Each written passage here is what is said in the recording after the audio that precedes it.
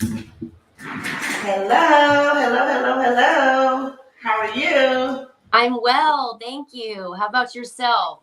I am well. Kind of confused with the weather outside. We're like, we'll put the actual winter covers on, then we'll take them off because we're like, we Yeah, don't know if the frost is coming in. So, what? but well, Miss Haley, I am just honored. I've heard some things. My assistant has briefed me some on who you are and what you do, but I'm going to let you do the privilege of that. Okay. But first, I need to do the introduction of what this is and why we do this show.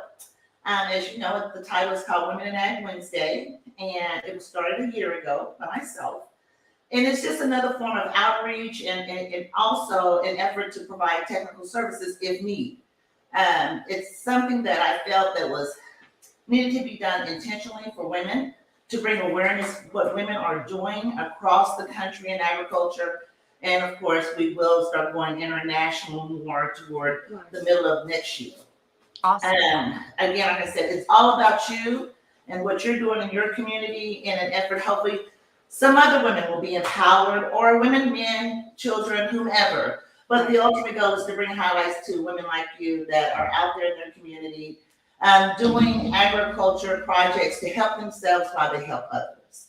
So Aw- I welcome you to the Women in Ag Talk Show. I don't know what segment this is. I thought I was going to be all savvy, but literally, I just came from like doing a project, like some manual labor, and jumped on the show. Again, I thank you, and it's all yours. Give us your name, where you're from, what you're doing. It's all yours, Miss Okay. Summers. Awesome. Well, thank you so much for having me. I'm so excited for the opportunity. My name is Haley Summers. I grew up on a farm south of San Antonio in a tiny, tiny town called Charlotte, Texas. Mhm. My family now has been farming the same land for I'll be the sixth generation. Now, Wow.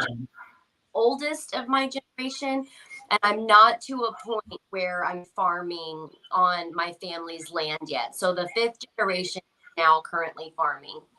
Um, Wow.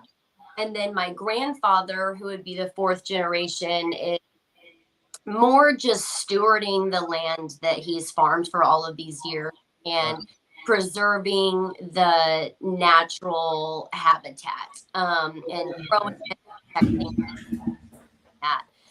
So, where I fall into the world of agriculture is I grew up alongside my grandfather.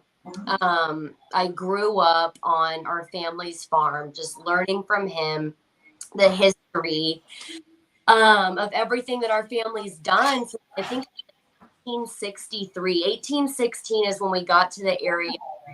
And I think 1863 is when we landed on the land that we're currently on.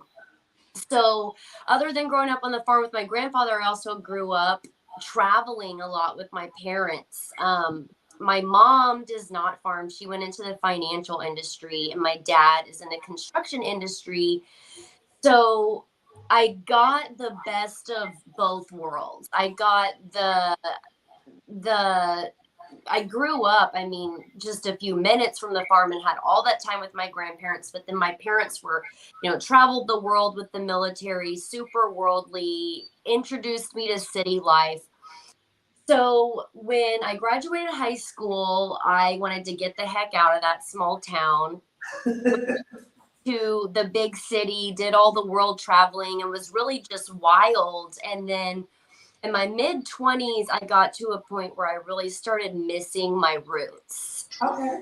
Realized the lack that the cities had as far as knowledge of agriculture. I realized that a lot of people in a big city don't know the difference in what I call real vegetables versus mass produced and chemically produced vegetables. I noticed in my grocery shopping, I noticed in my health, I started having health issues, got diagnosed with an autoimmune, and Mhm. I was like, holy cow, like I know what's happened to me. I was raised on farm fresh vegetables. I was raised in the dirt. I was raised on homegrown animal products, got put into the city where everything is mass produced and chemically processed, and that's a problem. So at that point was I started intentionally shopping at local farmers markets, educating my friends and family on the differences, taking more frequent trips back home, gathering produce, gathering beef and deer meat from the farm, bringing it back to friends that I had in the city, and just started educating them on the importance of eating healthy, the importance of eating organic, not just organic, but locally grown. So that transformed into hosting farmers markets throughout the pandemic. I did the best I could. I didn't have any markets that were super successful, but they were just a small place for local communities to source locally made products, locally made produce, locally made meats, and then they were a place for the local growers, make producers to conduct some sort of business through what was a hard time for all of us. And so after my stint with farmers markets, what I really realized there, from myself as the market host to working with the farmers and the local makers, creators, growers, is that marketing is a huge problem and a huge in the world of agriculture. Most definitely. So now what I do is I teach consumers still on the importance of shopping local, knowing a local farmer, volunteering on local farms. But I also have shifted even more so than to the consumer. My goal is to educate the farmer and the family that helps him run the farm on the importance of getting the name out there, showing them this like ingenuitive tool, social media predominantly, but other ways that they can reach their local community, and encouraging them that even though they're 80 years old, 70 years old, 60 years old, a lot of these old time farmers, that the internet is necessary. Yeah. But it's not so necessary that we need huge profiles with 30,000 followers. Right. Exactly. So that's basically, in a nutshell, what I do, how I got to where I am. Hit me with any questions. Well, that is a beautiful, your bio is beautiful. I love to see young people like yourself giving back, because that means that you are starting a trend in your generation that, again, like you said, we got away from. So Right. this is real intentional work. And like I said, I'm looking at all your youth and all of your energy, and that's what we need, more people like you to be there and stay consistent. So what year did you actually start your work again? Like your work as far as in the community? Oh man, I couldn't even give you a year. I've been my whole life. It's just been this natural, gradual process from Well, how did you? I see the name of your company, Living Level Local. a local. Okay, what does all that mean? Because I know it's a meaning behind it. So living happy, living healthy, and living locally. So basically, the way I sum Livin' La Vida Local up is community is everything. It is. And we're not meant to. It's only been in the last 100 years that we, as humans, have started using planes and trains and traveling these great distances where we can be in London one day and in Texas the next. Right. That's just not how God created us to live. We're not supposed to produce things for thousands and millions of people. We're not supposed to trade with somebody on the opposite end of I love it. Yes. we were born, raised, created to live within small communities. And the way to empower ourselves and empower the people around us is to keep our energy, our money, our resources within our community, which then creates more jobs for the community, which then grows the community financially. Yes. We're supposed to be local. I mean, we're supposed to live locally and make sure that within our community is thriving before we put our resources or our energy into anything else. That's so beautiful because when you were talking about local, I went over to Israel, and in Israel they have little communities called kibbutz. I can't even remember that problem, but I'm right there on the.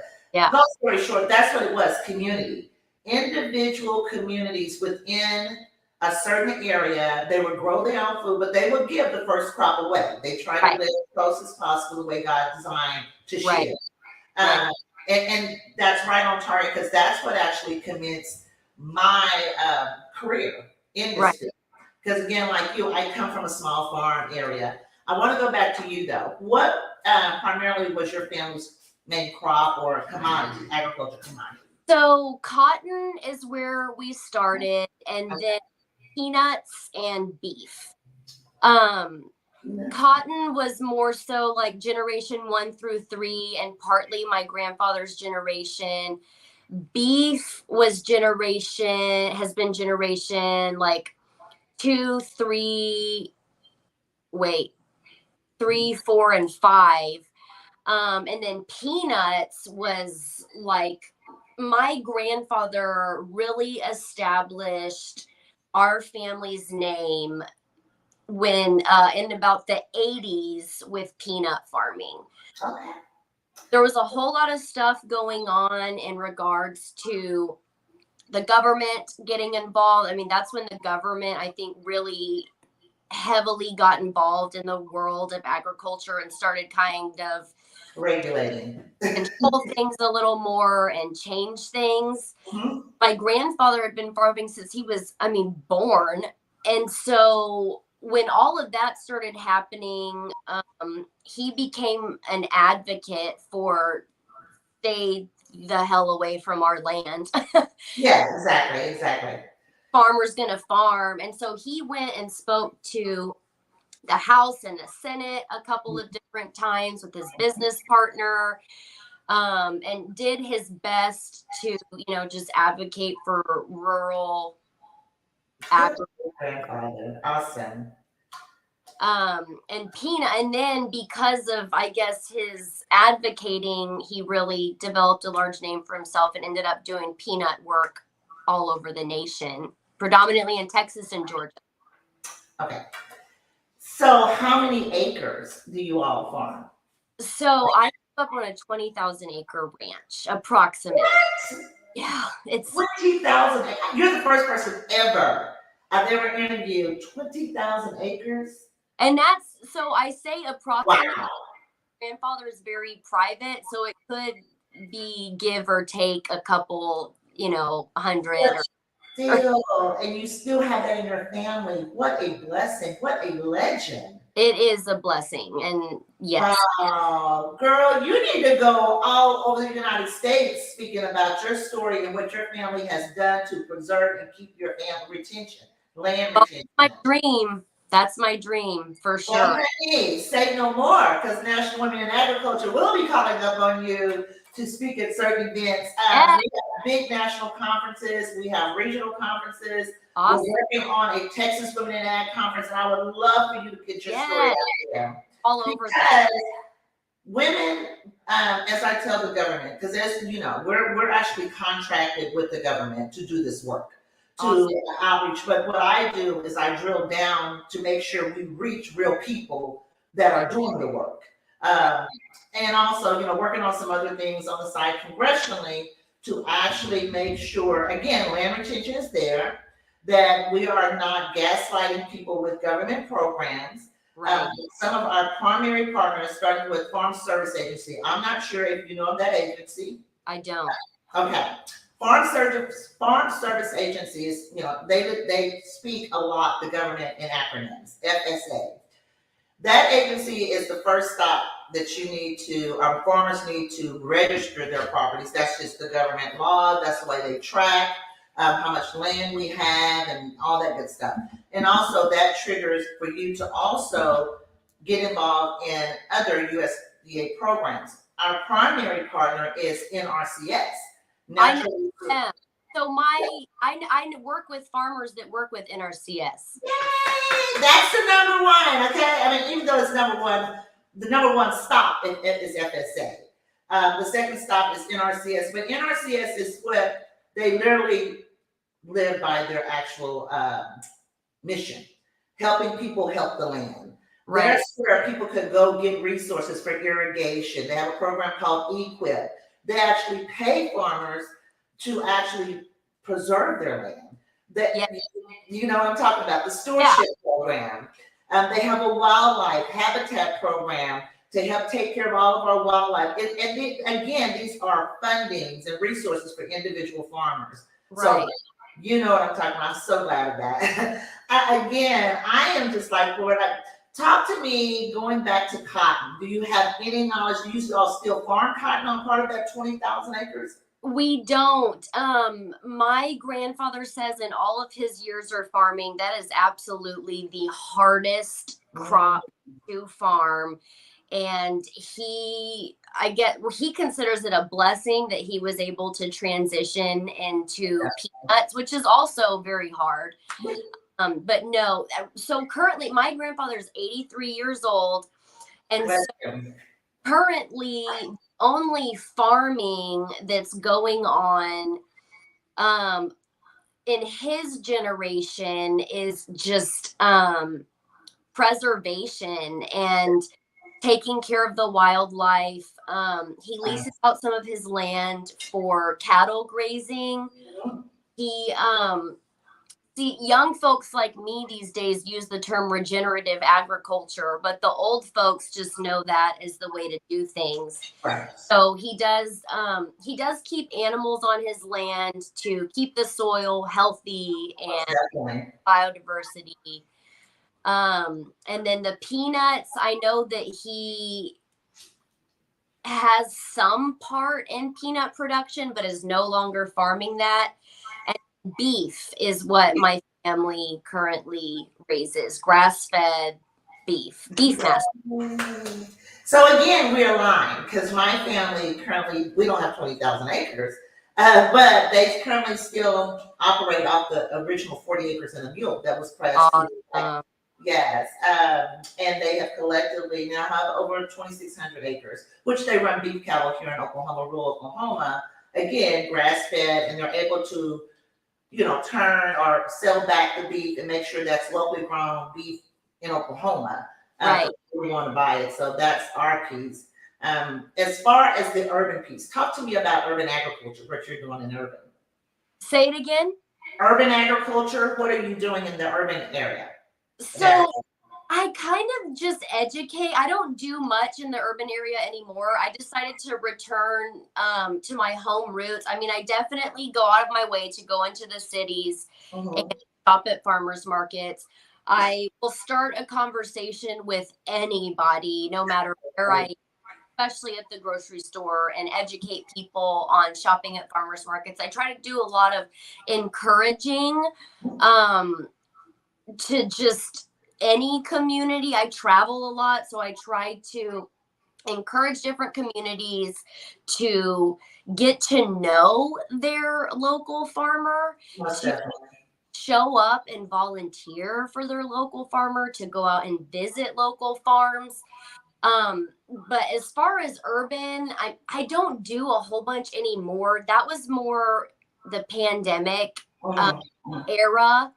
And then at that point, I just realized the city is not where I want to be. So I returned to my roots. What I do with urban is I have a number of clients that I work with that are farmers, and I am helping them and teaching them how to reach urban areas because farmers, do what they do on without getting into the city. So one of my clients, which this is not a project I've started on, it feels so big. It's scary. But one of my clients, Fred Morales with Morales Feed and Supply down in Divine, Texas, he and I have this vision to figure out, and we've got some leads. I really just need to take the leap of faith to figure out how to get food waste, organic waste from the big cities back to the farmland composted. Organic food waste goes into a landfill, which is terrible for the environment, but it's all organic matter that we need to store our soils in rural farmland. So that's a project that I would like to start soon and plan on starting soon. But like I said, it feels so big and so scary that I haven't pulled the trigger yet. So are you a nonprofit? Do what? Are you a nonprofit? No, I'm not. I do a lot of volunteer work, but my clients basically pay me to run their social media profiles for them and then help them with branding. So things like labeling, t-shirts, just creating like a farm brand and then putting that out online. And then I advocate a little bit at farmers markets also. And then I attend a lot of events. So any event where all the farmers are in one place, I'm there with my clients and we're just advocating for how other farmers can put themselves on the map. Wow, that's impressive. And you're like stepping out on faith and you have your clientele of farmers without government support. That is very admirable because that's very hard. Because farmers, as far as their revenue, it's hard to make money from any commodity and have that clientele. And what you're helping with is so needed. I will encourage you, because I supposed to, is that you do need to consider becoming a nonprofit or partnering with a nonprofit like us to get you some grant funding to help you even more. Because there's an actual government program called it's a marketing service. It's there. It's called AMS, and I can get you that information just to look into. Yes. And so, because that'll be more income for you, like on top of what you're already doing with your clients, you can also do some production and find out what you're wanting to do. There are government programs, I bet you, to help with like trucking and getting those things out there, labor. Those are where grant things come in at. And I mean, that is important work. Like you said, that biodegrade piece. With you going in and getting that and bringing it back out and making all the food work for you, like a true recycling system. That's so needed. And again, that's definitely a great project that I know a lot of our USDA partners will support. Yeah. That's something that's so needed across the nation. Yeah. I would absolutely love any information or research. I will definitely have it sent to you.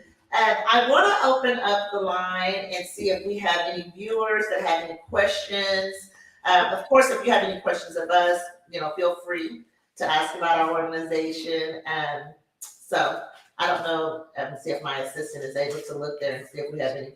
We don't have any questions. She's like waving at me in the back, like, no questions. So let's keep going. I want to talk about the beef cattle. What type of cattle do you all raise? All purebred beef master. Beef, girl, you go. That's heavy. That is phenomenal. Approximately how many head do you all run? Oh man, it's so spread out across. I mean, back in the day, it was thousands. Right now, see, the cattle market just went. We've had some weird stuff going on with food production. So I mean, I think right now we've got like 300 that we own. That would be my uncle, somewhere around 300. And then my grandfather, like I said earlier, he just leases his land out to, he has a longtime business partner that's that did peanuts with him and cattle. So he leases his land out to him and probably will forever. That's Um, phenomenal. so my boyfriend, soon to be fiance, Yay. Congratulations. of that question. Mhm. He's actually in Oklahoma out in Mountain View. And what he and I work on, like I would say that his farm will be my first big step into being able to formally call myself a farmer, even before my family's land. So what we are doing is we're in the seed business. Okay. Brett Peshik, that's my boyfriend's name. Mhm. He worked for a long time with Green Cover Seed. I'm not sure if you're familiar with them.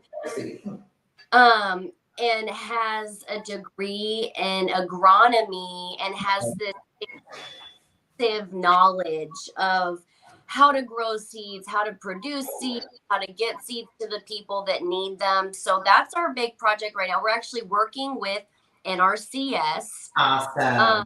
Look at that. The soil, back to health, about a really degraded piece of land and using regenerative agriculture and predominantly plants. He's just planting pasture and allowing the plants to do what they need to do for the soil and rotating the animals, on top of that. And so that's what we're working to. That's I guess the hands-on farm project that Yeah, I'm definitely. involved in. That's good work. That is excellent work. Because again, having that original seed is so important. Because Right. as you know, with GMOs and things like that, to have that, how do you say it, that native seed, Right. anything that is something that again we need an education piece on to let Right. people know the importance of, even with planting your food, understand where the seed comes from. Right. Um, Right.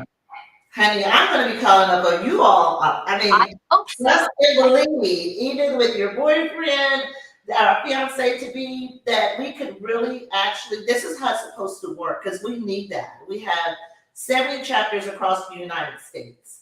Been named the largest minority nonprofit in the world here lately. We're very thankful for that. But the most important part to me, as like you're doing, is to making sure that farmers have the resources they need to Right. help individual communities. Because I'm back to that. We could have numbers, but if people are not being fed proper food, proper education, making money again. Right. Health and economics, that's hand in hand as far as our organization is concerned. Right. Anything else you want to add? Just words of wisdom to our viewers and just things of that nature. Yeah. So, I think about this a lot. I get asked a lot of questions because my family, like you said earlier, is like this farming legacy, and I'm going to be 30 in a few days. And, so a lot of people question me about, why I'm not out there next to my grandpa trying to help him, farm and like hands-on farm. And I guess my encouragement, my words of wisdom would not just for farm family, like family members like myself, but consumers. It's not everybody is built or born the same. We're not all meant to farm. But all of us farmers aren't meant to farm alone. That's right. So instead of applying pressure to yourself or to other people to be, out there doing the farm work, figure out where you can be a benefit to the farmers in your community. Figure out what your place is in your community. Most definitely. Embrace your gifts and your natural talents, and then use that to empower your community, your local farmers, and everybody in the world of agriculture. Because the thing that a lot of people don't realize about farmers is, first of all, they like plants and animals more than they like people. And they like their land more than any other place in the world. So a lot of times farmers figure out what they're good at. They're out there in nature, and then they become very secluded. They just are going to be on the farm farming, which is a 24/7, 365 gig. And it's so hard for them to break outside of that shell because that's where they're needed. So even if your farmer is like my grandfather, an 83-year-old that would literally throw my phone across the field if he knew that I'd created a broccoli farm's Instagram, do it. Like, you don't need recognition. You don't need to get paid to do it. Whatever you can do to lift up and assist and encourage and help. If your place is not in the field, make sure your farmer has a beautiful lunch to come home to. You funny girl. That's exactly it. No, it's and especially as women too, like we are equals, but we are helpers. That's We right. farm, but it's and we will always be able to farm, and we're badass farmers, but That's right. also here to be helpers. That's what God to be. So any way, help and uplift and encourage and bring new and creative and ingenuitive ideas and opportunities to our local farmers, even if we don't benefit, it will benefit you in the long run. So just do it. That is so beautiful. I mean, you're like, I'm sitting here going, wow, I'm getting chills. I'm like, this young lady, you're not even 30. So the wisdom that your grandfather has put in you, because I know it comes from him, from the farm. And that's just something that's bred into our veins, and from birth. We are taught how to be farm assistants, if you will. And because you can't do this alone. No one could do agriculture and farming alone. Right. It's so important, like you said, and all of you out there listening, if you didn't take anything else from Miss Haley Summers, you should definitely think about you have a part in the community to do. And as she said, volunteer. It'll come back tenfold. Right. And also try to help a farmer by buying the food locally. Making sure your farmer has money to keep going. Right. Taking lunch, or take her lunch, because I know a lot of female farmers. Take them lunch. Yeah. Do things that help the whole food system work, and also taking care of our environment. Stop throwing trash out the window, because again, that's something. If some of the stuff don't biodegrade, go back to the soil. Yeah. These are just like little tidbits. Also, Ms. Summers, can you talk about, lastly, I keep saying lastly, but barriers that you have as far as being a female agriculture leader? Yeah.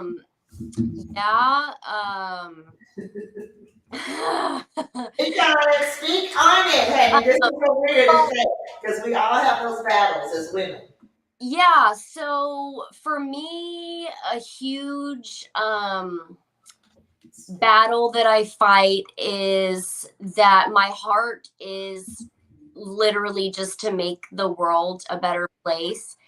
And so it can be hard to find people to work with that see your heart, but are not going to take advantage of it. So like compensation has been something that I've struggled with. It's hard to tell an older male farmer and justify what I do in agriculture. And so then once you justify it, it's hard to get paid, to get somebody to see in what you do to pay you appropriately.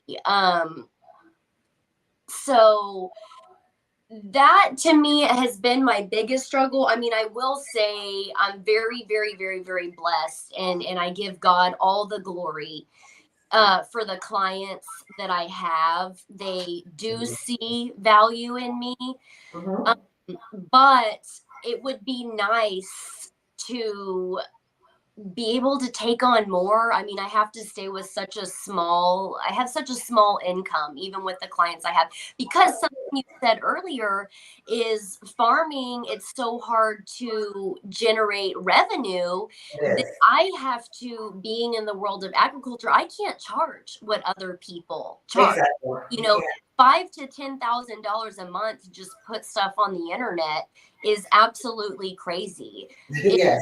world of agriculture.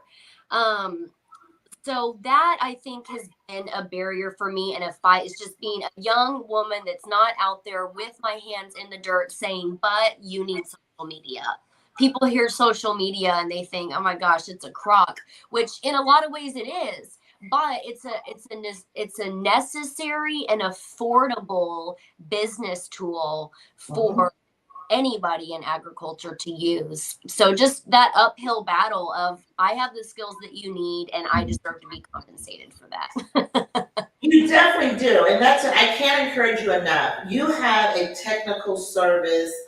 You have your degree, so you can help a lot of people right now, especially in the virtual world. Right. I would love, and we're promoting you. And so if you start getting calls, we are promoting you as we speak right now, like and like who you're connected to, where they can connect to you through NRCS, Texas, your state, it's a state office that's there. But I'm gonna have her take it back again. You all, these are resources that we're bringing to you, and I highly suggest if you have problems with paperwork, you need to contact Ms. Summers. Ms. Summers, and I would love to see an organization or a leader like yourself to be able to get some grant fundings because grants will take care of your technical services. Right. And you will see, because you're doing such good work, a person like you need to be in the nonprofit world because grants only come to nonprofit organizations, big grants, and colleges. Right. Now, you can also access some funding, some quick funding, but from one of the USDA agencies, SARE. Have you heard of them? SARE? No. Reach out and you need to look at the Southern SARE. You're in the Southern District. Southern SARE also has an individual farm program. That's SARE, and you'll look it up. It's one of the USDA subsidiary programs, as well as your Texas Department of Agriculture. They should have some individual farmers or like LLC programs for you as an individual until you transition over to an actual nonprofit. Again, if you're interested in coming in to be a chapter, it'll be great because I would really like to get some more information on that. I'd like to connect, maybe schedule a phone call or most definitely. I will get you in contact with our chapter, our new chapter coordinator, who's down in Florida, and she does this whole citrus piece. You would love her, and she is phenomenal, and she's doing a lot of work for us, and she could get you and really explain how everything goes as far as being up under the umbrella. All of our chapters work as individual organizations. You all have your own EIN, your own DUNS number, so you could go for grants just like I do. Everybody's on the same playing field. Even sometimes we may be competing against each other, but we're in different states. So the money is going from a federal level to your area. right. And this is another way with your passion, because again, like you said, you have to have in your heart to do this work. I do know that. And for you to stay in it and helping people, it would behoove me not to encourage you to do that because we need more leaders like you in the world that is willing to help others, but also you can get the government to start paying you to do that. Right. You're already doing it, so why not just take it to a different level? Yeah. As well as with your boyfriend doing the seed business, there's so many different programs out there to help you. There you go, right there. There's Sayre, she has it all right there at your fingertips. Also, this actual showing will go on our YouTube channel. Okay. It will be there so you can access it whenever you want or whomever. Also, we have an app. We have the first Women in Ag app that you can download in the App Store, in the Apple App Store. It's called NWIA or National Women in Ag or Women in Ag. I've tried to get our team, name it Women in Ag. So we have that whole domain locked down. Okay. Again, I thank you. You have brought knowledge. You've empowered people. You're young. The sky is the limit for you in agriculture because it's an industry that will never go away. Right. Only the strong will survive. Yeah. And leaders like you being so young, I'm just sitting here like, wow, we got to have this young lady speak at colleges. I mean, you are that piece. Yeah. That, again, I like to see young people come to the forefront and really do the work. And you're doing it. You're doing it. You have the experience now that, again, that 3-year window thing that USDA requires, where you're past that because you've been doing it consistently. Right. So with all of that, I'm ready to end. Do you have some last words you would like to say? Just anything I can do to get involved with you guys and get connected. And I would love any opportunity that y'all throw at me. I'd be so grateful for. And any way to get the word out and, just bring change. So we will. And again, you all heard it from Miss Haley Summers. That's one of my favorite names, by the way. I almost named my daughter that. That name it's beautiful. Haley Summers. That just fits you to the T. And again, you all of our viewers, we really appreciate you all supporting us and watching and sharing. Share.